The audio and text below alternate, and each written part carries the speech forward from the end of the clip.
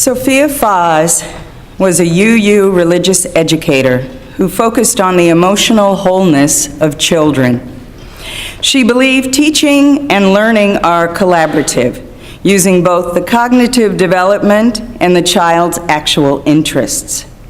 The Foz Collaborative is a spiritual think tank of UUs based at Meadville Lombard Theological School that utilizes this intersectionality to address the issues of faith and community. The goal is to promote active learning across various mediums to deepen the relationships within our congregations and to expand those relationships beyond our church, blending faith and social action. When Reverend Bill Sinkford wanted to help his congregation, the First UU Church of Portland, he recognized that congregational relationships needed to be addressed in a new way.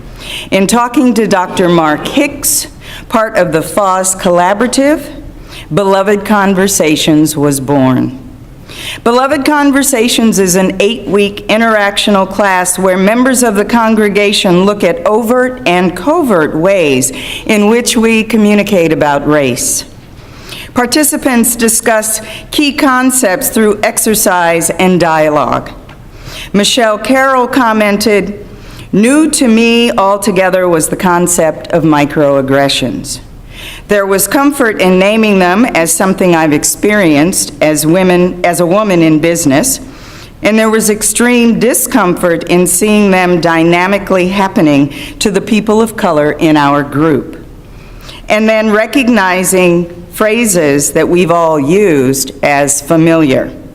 She adds, "What I hope to see is continuation and expansion of Beloved Conversations, training for our members on looking inward, identifying and eradicating practices of microaggressions, learning to hold people beloved and see for who they are without judgment." Big task. To help us see our own judgments being made subconsciously. Beloved Conversations is an introduction to thoughts, concepts, and language around race that open us to the experience of each other. I emphasize begins because while the work hits hard and deep, it is intended to start the conversation, to provide tools and new ways of learning through exercises, shared readings, movies, and personal stories. It is not an attempt to promote guilt among the privileged, nor is it a discussion to put people of color in the role of explaining. As we move through today's conversation, we highlight our first principle, the inherent worth and dignity of every person, and our third principle, acceptance of one another and encouragement of spiritual growth in our congregation. Now, I would like you to hear from some of the participants in our most recent class, sharing who they are, the consciousness they brought to the class, and how some of this work impacted them. It's customary for any Indigenous person to pay respects to the ancestors of a place before speaking publicly, and I would like to take time to do so now, as they are still taking care of this holy ground upon which I share my words with you today, as my ancestors of the Muskogee Creek Nation care for me now. Hisagaramasi pomari moa toakas poarin Isireve mon isiverega pohawache ifeberes. With praise for the breathmaker through whose intent we arrive here on this earth and by whose grace we leave.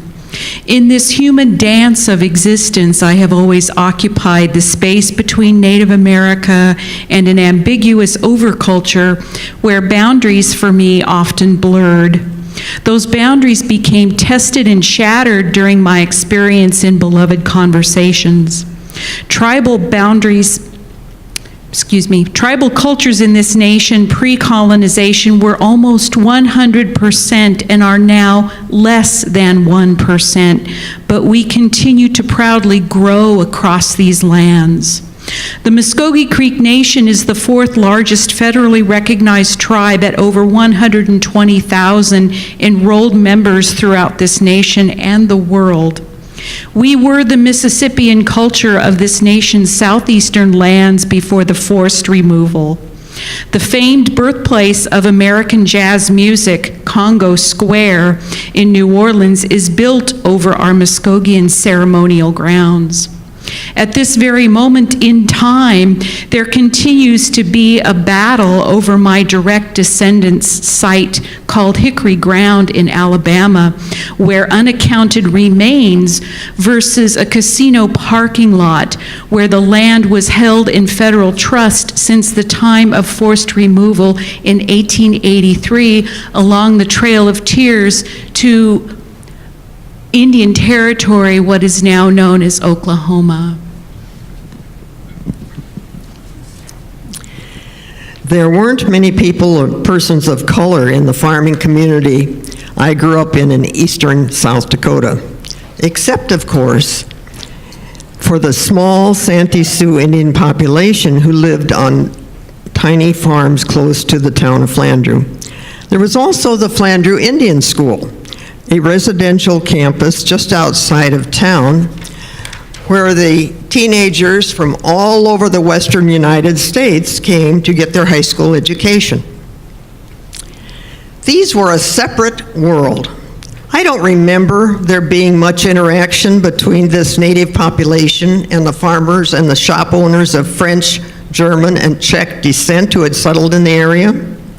In fact, while I went to Sunday school, ultimately joined and was married in a lovely red brick Second Presbyterian church with its beautiful stained glass windows, situated in a substantial corner lot downtown being 2 blocks. I've never once been inside the First Presbyterian Church outside of town where the Native Americans worshiped. As I do remember a sign posted on the drugstore door during the school year, quote, "Only 3 Flandreau Indian School students may be in the store at any one time." These students were permitted off campus only on Saturday afternoons to attend the matinee at the Crystal Theater down the block. As I ultimately moved to larger cities, Minneapolis, New York, Chicago, to pursue my career, I had more opportunity to meet people of more varied backgrounds and heritage. And in my time, as I rose up to the management ranks, I had my share of hiring and firing associates of color. Although in those days, women and people of color probably made up 5% of any workforce I was in. As I look back on those experiences, I feel I did my best to be fair and caring in the treatment of all work associates. But I certainly did it from an Anglo-Saxon farm girl perspective and very little to no understanding of those who were raised in different circumstances with different experiences and limitations and burdens than I. I sometimes wish I could go back and redo. Feeling the hurt.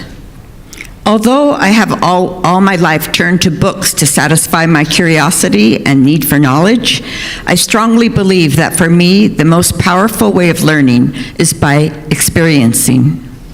So in the course of 8 weeks of beloved conversations, as we began a journey into understanding racism, I had several opportunities to experience what I now think of as deeply feeling the hurt of racism. As a person of Japanese American ancestry, I did experience racism during my life, but not with much consciousness or understanding, and not with much obvious outward effect. I knew it was there, but kept it under wraps. Don't rock the boat, my parents taught me. I would have periods of becoming more aware, more incensed, and wanting to be more proactive, but then would back off and not do anything about it. I don't think I was aware of what racism was, and was not aware of what it felt like. So in Beloved Conversations, there were 3 sessions in particular that held powerful messages of what racism can feel like.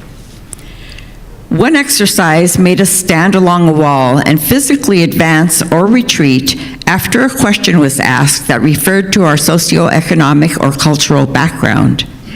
Being of Japanese American ancestry and growing up in a lower middle class community, I watched as my white peers advanced forward and I ended up at the back of the pack.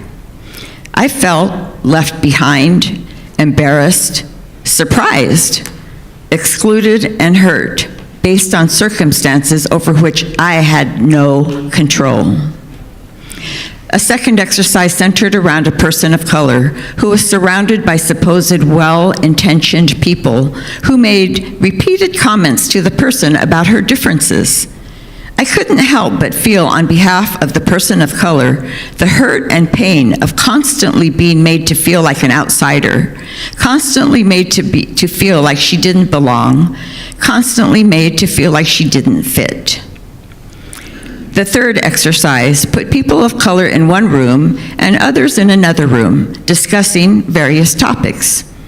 I'm not aware of ever having experienced this type of separation and was really surprised at how strongly and negatively it affected my attitude during the whole exercise. Again, I felt the hurt of alienation, separation, and not belonging.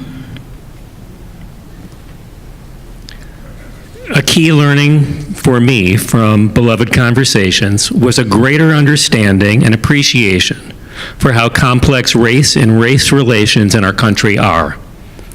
As a Caucasian male, I really haven't had to think much about race over the course of my life. My whiteness just is. And it's easy for me to exist in this way without much thought because being white doesn't pose any challenges for me personally or professionally. However, when I began to truly listen to people of color talk about race, it became very clear to me that for them, this is an entirely different matter. Race, as an integral part of their identity, is often incredibly important, and acknowledgement of race and color is equally important. We learned early on that a reflexive statement that Caucasians often make about this topic, that we don't see color, is offensive to people of color. Based on what I just said, the reasons for this are pretty obvious. This learning alone has created awareness for me to intentionally see color and to also understand that skin color alone doesn't define the identity of mixed race individuals who orient and identify as people of color, but to who the eye look white. The events of the past couple of weeks amplify the complex issues affecting race in our country. While it might be easy and convenient to simplify what occurred in Falcon Heights, Baton Rouge, and Dallas into snappy liberal sound bites, it would be a crime to do so. Most of us sitting here in our beautiful sanctuary really have no way of truly relating with either the life of the policeman or policewoman on the street or the black man or woman stopped by a law enforcement officer. How could we possibly understand the dangers inherent in the challenging job our law enforcement agents, men, women, white, people of color alike have? Similarly, few of us has the ability to know what it must be like to be a person of color stopped by the police and understand the fear of what might happen next, all potentially based on assumptions because of the color of one's skin. Police as a whole are neither good nor bad. People of color as a whole are neither good nor bad. This is why I say there are no heroes or enemies as we traverse the tricky waters of race in our country. There are just people. I discovered Beloved Conversations in that 8-week course, which is really not a course, it was an experience, that I held more than a few erroneous assumptions about race in America as I was invited to thread my way through my journey of self-discovery in revisiting my past. I discovered that growing up in a small, white suburb of Los Angeles led to a completely insulated life that spared me the details of what life was like in the 50s and 60s for non-white Angelenos. that my college attendance at 2 different University of California campuses did not afford or offer me a friendship with a person of color? Did we white kids self-segregate in the late 60s? Or because there were so few college students of color in the university system at that time? I would say both were true. I felt fortunate remembering I was saved from living in this colorless palette of life and existence by teaching in a San Pablo middle school, which is located in West Contra Costa County, for 10 years, beginning at the ripe old age of 23. I often say that I grew up during that decade. However, while I connected emotionally with my 12 and 13-year-old students, 2/3 of them being African American and Latino, I did not engage with the few colleagues of color as I was young, inexperienced, and probably could not offer a lot in terms of a balanced friendship. I thought that, quote, white privilege was a term that could be interpreted using a wide brush of a definition, which basically meant that white people had more privileges due to the color of their skin. However, I was never able to dig down beneath the fault line of what that term actually meant. After all, weren't there all kinds of civil rights laws and cultural norms that had greatly improved the lives of non-white Americans over the last 50 years? I was unaware that the economic, social, educational, and legal challenges of everyday life for Americans of color were also crippling, though in more subtle and safer ways for white Americans as well. Our society has been held hostage to the vicious legacy of 245 years of legal slavery. All of us in today's world are still grappling with the centuries-long implication of that legacy. I believe that the Bay Area was a cultural bubble that allowed one to live and let live. I actually thought that while life for people of color here had the potential of being challenging from time to time, life here was way better than living in other parts of the country. I looked up this definition of bubble literally as I was writing that sentence, and this is what it said on the online dictionary. It refers to a good fortune, to refer to a good or fortunate situation that is isolated from reality or unlikely to last. Wearing the cloak of black or brown skin does not give one any immunity from being judged by the common culture, even here in our so-called bubble. The idea that we were in a beloved defined as respected, precious, esteemed by Webster Dictionary, that we were in a beloved conversation made it easier for me to not be defensive in my exploration. So it was not difficult, but it definitely brought up many difficult moments and processes within myself. These honest processes helped me understand that race is very complex, both within our society and within the individual.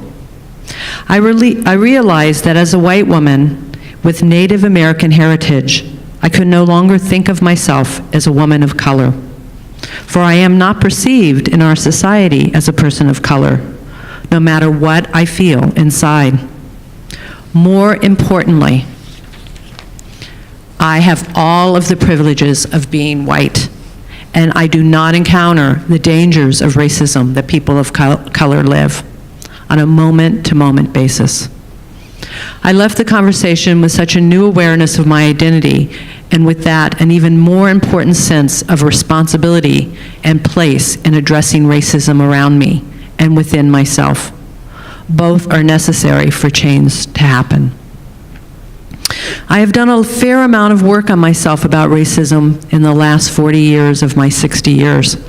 However, from this last spring's beloved conversation, I came to realize that in spite of my awareness, I am still greatly influenced by the unconscious beliefs and teachings from our racist society. I grew up with a family from the South. My father's long-held racist beliefs kept him feeling safe and powerful as a very poor white Appalachian man.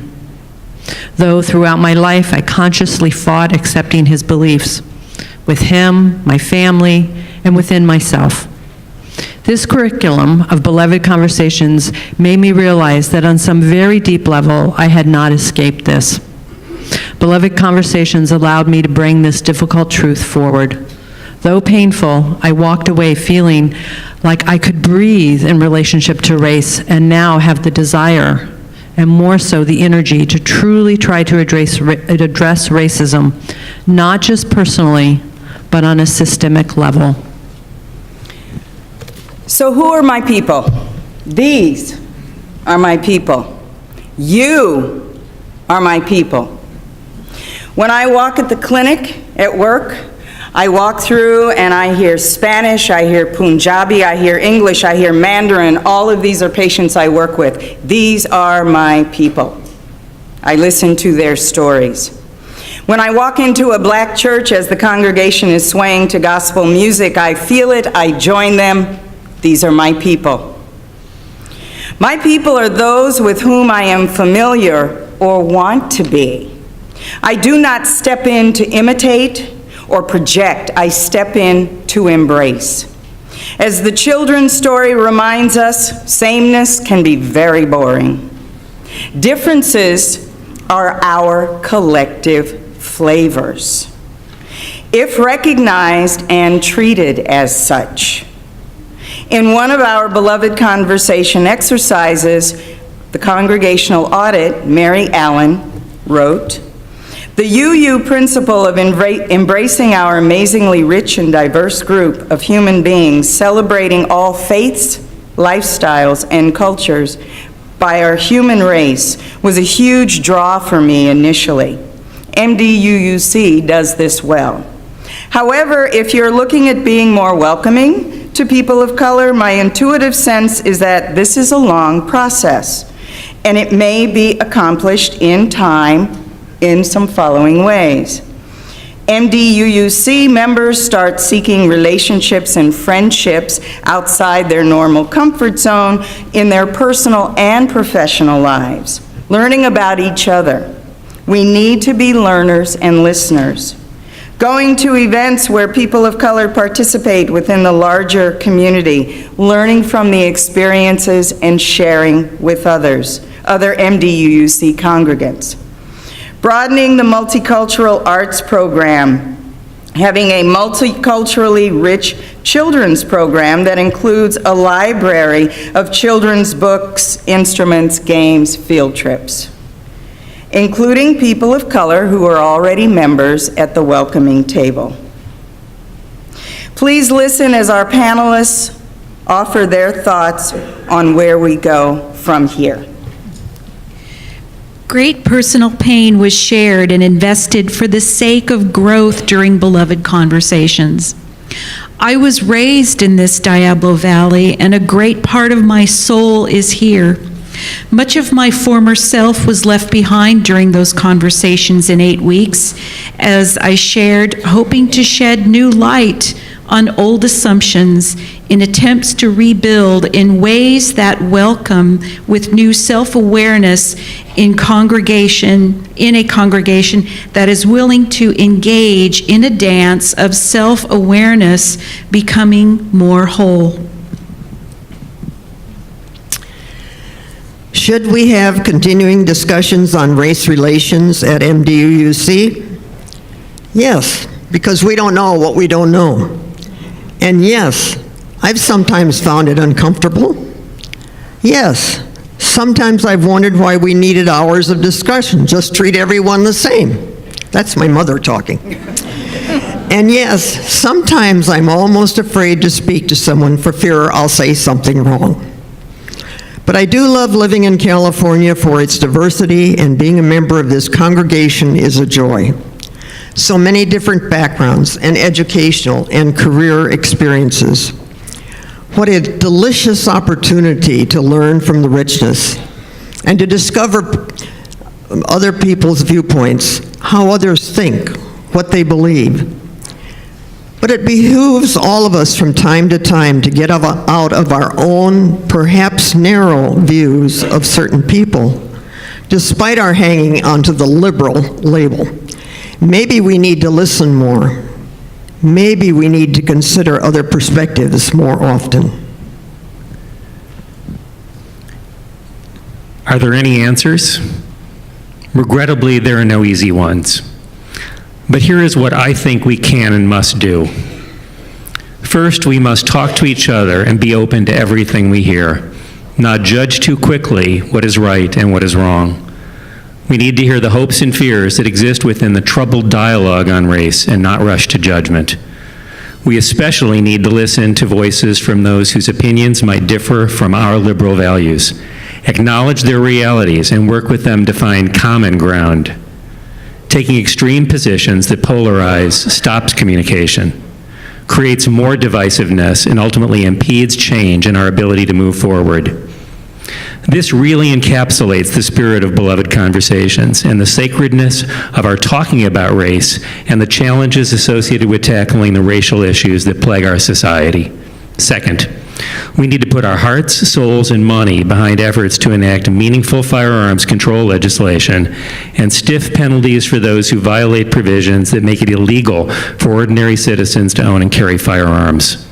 All we need to do is look abroad to see the positive impact of laws that bar common citizens from owning guns. The number of deaths resulting from the use of firearms in these countries is virtually non-existent. Last, we need to advocate for due process and equal treatment of all citizens by our law enforcement organizations while respecting the challenging jobs these professionals have. Since Beloved Conversations, I felt the need to gently point out to friends or family members that they may wish to revisit what they just said, as their comment could be interpreted as negative or hostile toward a specific group of people. Microaggression was pointed out earlier via, I think, Michelle Carroll's words. Many interesting dialogues have taken place as a result of these conversations, and I'm really happy to report that I still have friends and relatives who invite me over. It's a risk, but it's well worth taking.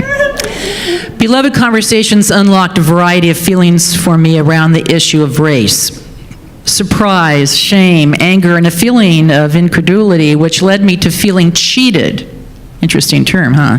From not being able to experience the full richness of humanity.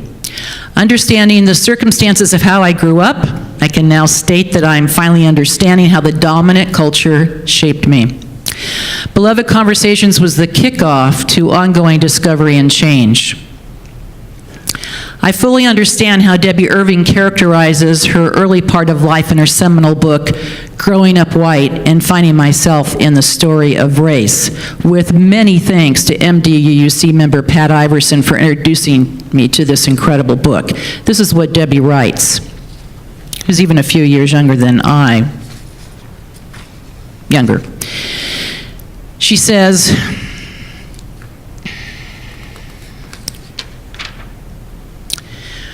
waking up white has been an unexpected journey that required me to dig back into my childhood memories to recall when, how, and why I developed such distorted ideas about race, racism, and the dominant culture in which I was soaked. It so resonates with me and many others. That's my quote. In many ways, I'm just beginning my journey, but I continue to have many genuine ahas as I feel the pieces falling into place as my heart and soul open to new, deeper understandings and possibilities. As social justice educator extraordinaire Billy Mayo states, quote, race is not a cause, it's part of becoming fully human. To me, it's imperative that we vehemently commit to having the conversation in order to truly live by the Unitarian Universalist principles.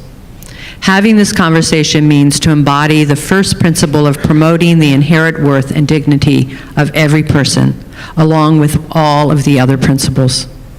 Without ongoing conversations, I do not believe that I or we can fully live by these principles. We have to consistently look at the ways race impacts all aspects of our community, from the membership to the systems, decisions, and structures. I would like us to develop a post-beloved conversation process in which the entire congregation can continue to have these discussions and ask where we need to make changes in our community to address the issues of race. The Beloved Conversations curriculum is a class that just pops open the curiosity and discussion.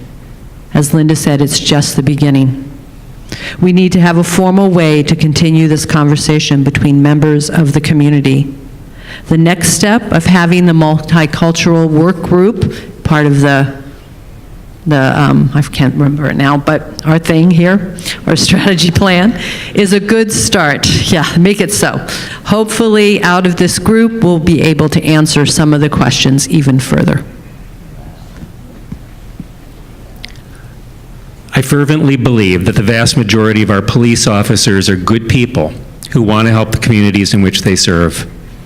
I equally believe that the shooting of white policemen as retribution for the police incidents that have occurred in a number of our cities, but most recently in Baton Rouge and Falcon Heights, is not the outcome intended by the Black Lives Matter movement. A couple of weeks ago, the names of the victims of the Orlando gay nightclub massacre were read here in our sanctuary. I feel we need to be equally outraged by the killings that occurred over the past couple of weeks. So I want to read the names of the victims now. Lauren Ahrens, Michael Kroll, Michael J. Smith, Brent Thompson, and Patrick Zamarripa, Dallas police officers, fathers, brothers, sons, husbands. Montrell Jackson, Brad Garafala, and Matthew Gerald, Baton Rouge police officers, fathers, brothers, sons, husbands, and Elton Sterling and Philandro Castile, young black men shot to death in police incidents on July 5th and 6th, sons, brothers, boyfriends. What we as a society and country do next matters a lot. There are no good guys, no bad guys, no heroes, no villains, just people like you and me. We certainly need to condemn the gun violence that is rocking our nation and work on ways to end it. But more importantly, we need to forcefully reach out to each other, talk, and courageously engage in beloved conversations. Enter into challenging conversations on race. Conversations that hopefully result in our working in harmony to create a more peaceful, more equitable world in which people of all colors can participate fully and productively. We need to be the ones to make it so. I believe that Beloved Conversations convinced me of how much racism hurts to the core, how much of it is a judgment of who I am based on appearance, assumptions, preconceived and misconstrued ideas, how much it alienates, separates, and demeans. Would these conversations not be something worthwhile for all of us to experience? Indeed, who would not want to continue to expand our familiar? Conversations about race are scary. They're big, and they're often full of tension. And then we learn. Dr. Maya Angelou reminds us of our humanness. I did what I knew to do at the time. When I knew different, I did different. Conversations about race are also nurturing, affirming, and enlightening. As we approach our fourth offering of Beloved Conversations later this year, we also look to expand what has already begun and ask more to join the conversation and dialogue, learning and fellowship in ways that we began to discuss here today. Beloved Conversations is in over 30 UU congregations across the country at this point and expanding. For our congregation and for our faith, let we be the ones who make it so. Stay tuned and stay woke. Can we thank our panel of incredible